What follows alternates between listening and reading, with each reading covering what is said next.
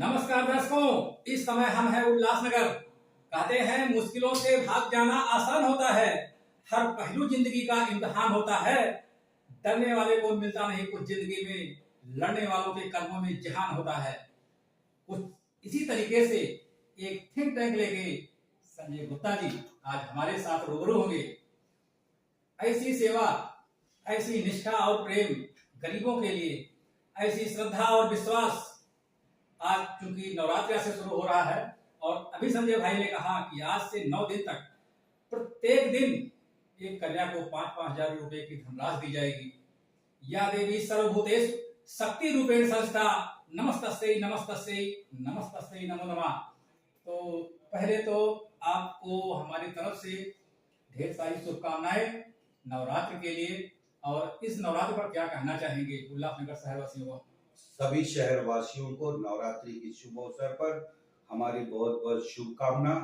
जैसे कि महेंद्र भाई, मेरा संकल्प रहा है कि सेंट्रल हॉस्पिटल में जो बेटियां पैदा होती है उनको हम 5,000 रुपए उनके घर पे ले जाके दे देंगे। तो आज से हमने 9 बेटियों को 9 दिन तक हर एक बेटी के घर पे जाके माता का दर्शन करना है। स्वयं माता रानी जो हमारे उल्लासनगर में आई, सौभाग्य हमारा, उन देवियों का दर्शन साक्षात करना है।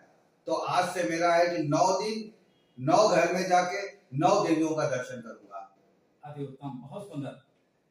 अब चूंकि आते हैं राजनीति पर, भाजपा से निकलकर आप वंचित बहुजन अघाड़ी में आ गए, क्या कहना चाहेंगे इस पे?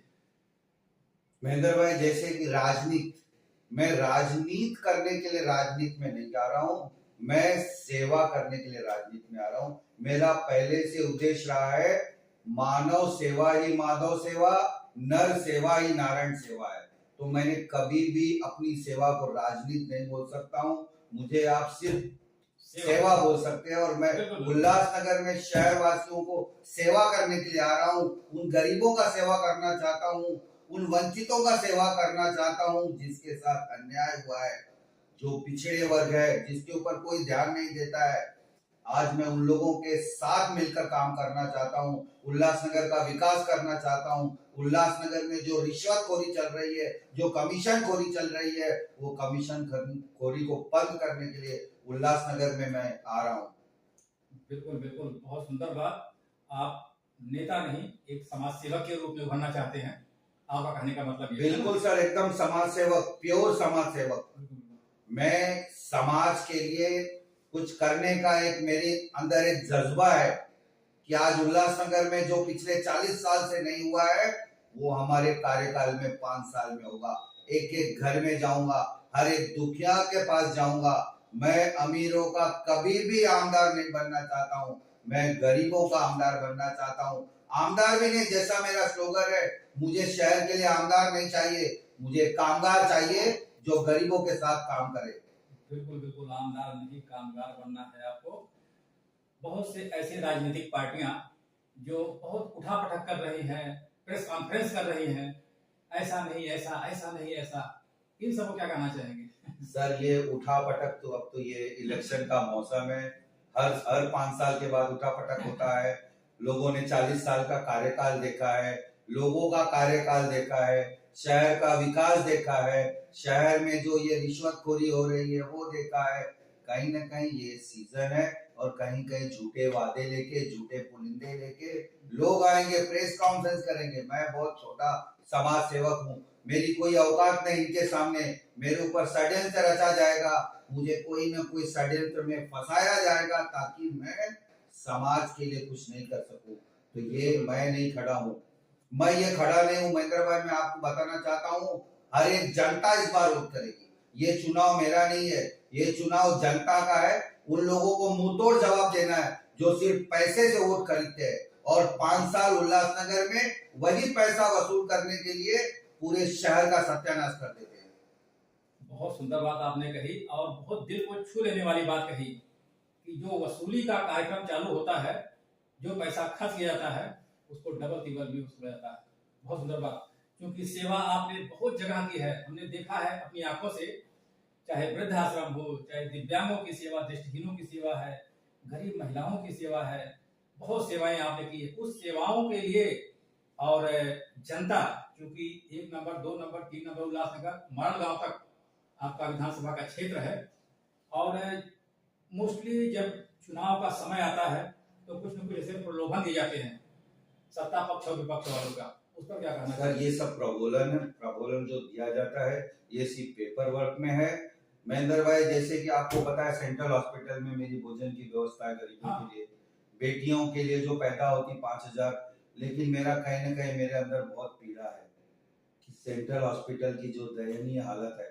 सेंट्रल हॉस्पिटल में दवा का प्रॉब्लम चल रहा है, मशीनरी का प्रॉब्लम चल रहा है, वहां पे मैन पावर नहीं है, गंदगी है। पूरा सेंट्रल हॉस्पिटल को ऑडिट करके गया हुआ है कि ये डेंजर जोन में सेंट्रल हॉस्पिटल है, लेकिन किसी का ध्यान नहीं है। सब लोगों का ध्यान सिर्फ अपने आप को बढ़ाना है, किस तरह बिल्डर लॉबी को पहुंचाना है फायदा, किस तरह ठेकेदारों को फायदा पहुंचाना है।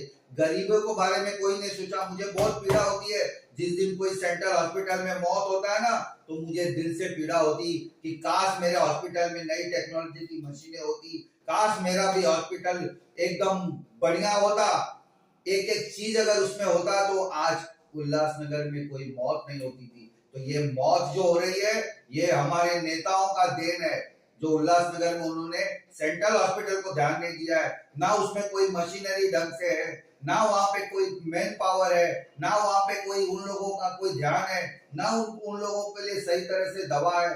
तो जब कोई मौत होती है ना सेंट्रल हॉस्पिटल में, तो कहीं ना कहीं मेरे दिल में कुछ छू जाता है कि अगर मैं चुन के आया उल्लासनगर में तो सेंट्रल हॉस्पिटल को ऐसा बनाऊंगा कि एक भी गरीब को बॉम्बे नहीं जाना पड़ेगा, एक भी आदमी की मौत सेंट्रल हॉस्पिटल में नहीं होगी। ऐसा टेक्नोलॉजी लाऊंगा, ऐसा मशीन लाऊंगा, ऐसा बनाऊंगा सेंट्रल हॉस्पिटल को कि लोग बोलेंगे कि उल्लासनगर में जो हॉस्पिटल है वो एक महाराष्ट्र में मिसाल बनेगा। बिल्कुल बिल्कुल, क्योंकि आप बहुत भावुक इंसान हैं, और हमने देखा है कि कोई भी इंसान अगर कुछ रिक्वेस्ट करता है तो उसकी जो पूर्ति हो जाती है। आपके यहाँ एक दयानिधि के रूप में आप जो सेवाएं दे रहे हैं, आज हमने देख रहा हूँ 10 से 15 साल तक बहुत सुंदर सेवाएं। और उल्लासनगर शहरवासियों को स्पेशली इस बात पर फोकस करना चाहिए कि आज़ादी के बाद 70 साल हो गए आज़ादी का, और उसके बाद जिस हिसाब से जो दयनीय स्थिति है, चाहे हॉस्पिटल की हो चाहे रोड की हो, इतना हो रहा है। आज कहीं ना कहीं बहुत पीड़ा होती है। आज इनलीगल कंस्ट्रक्शन है, हमारे सिंधी भाई बेघर हो रहे हैं, उनको बसाया नहीं जा रहा है, उल्लासनगर छोड़ के जा रहे हैं, अपनी कर्म भूमि को छोड़ के जा रहे हैं। तो कहीं ना कहीं मन में पीड़ा है। इसके जिम्मेदार हमारे यहाँ पर सत्ता में बैठे हमारे राजनेता है, जो उनके कभी भी ध्यान नहीं दिया। आज बिल्डिंग गिरता है, बेचारे कितने बेघर हो जाते हैं। बेघर होने के बाद क्या होता है, कोई अमरनाथ जा रहा है, कोई बदलापुर जा रहा है, कोई भाड़े पे बैठ रहा है। कितनी पीड़ा वाली बात है कि हमारे राजनेता उस पर ध्यान न देके एक दूसरे के प्रत्यारोपण कर रहे हैं, लेकिन कोई भी उन्नति की बात नहीं कर रही है, कोई भी समाज का बात नहीं कर रहा है। सिर्फ अपना पेट भरना, अपना कमीशन कितना ज्यादा से ज्यादा है, और किस तरह से बिल्डर लॉबी को फायदा पहुंचावे जाए कि करोड़ों रुपया कमावे। लेकिन देखिए कर्म जो है ना, मैं कर्म पे विश्वास रखता हूँ महेंद्र भाई, आपका कर्म ही आपको लेके जाएगा आगे। और मैं कभी जिंदगी में जो गरीबों के लिए जो मेरे अंदर पीड़ा है, वो आपको आने वाले विधानसभा में वो आपको पीड़ा दिखाई देगा। हमारे चैनल पर ढेर सारी शुभकामनाएं आपको। तो दर्शकों देख सकते हैं हमारे साथ आज थे डॉक्टर संजय गुप्ता जी, और इनको डॉक्टर की जो उपाधि मिली हुई है इसी सेवा के लिए मिली हुई है। ये भी आप लोगों को हम बता देना चाहते हैं, इनकी जो सेवा भावना है इसी को देखते हुए इनको डॉक्टरेट की उपाधि मिल चुकी है। ये बहुत सुंदर बात है। तो आप लोग देख रहे हैं इनका जो थिंक टैंक है एकदम क्लियर है कि हम उल्लासनगर को एक ऐतिहासिक और एक समृद्ध शहर के रूप में डेवलप करेंगे, है संजय भाई? मैं सभी शहरवासियों को हाथ जोड़कर विनती करता हूं कि आपने 40 साल का यहाँ पर रिकॉर्ड देखा है, 40 साल आपने देखा है भाइयों, सिर्फ 5 साल मुझे दे दीजिए सेवा करने के लिए। मैं 24 घंटा आपके लिए उपलब्ध रहूंगा, सिर्फ सेवा सेवा सेवा सेवा। तो हमारे साथ जुड़ने के लिए बहुत बहुत धन्यवाद। Thank you so much.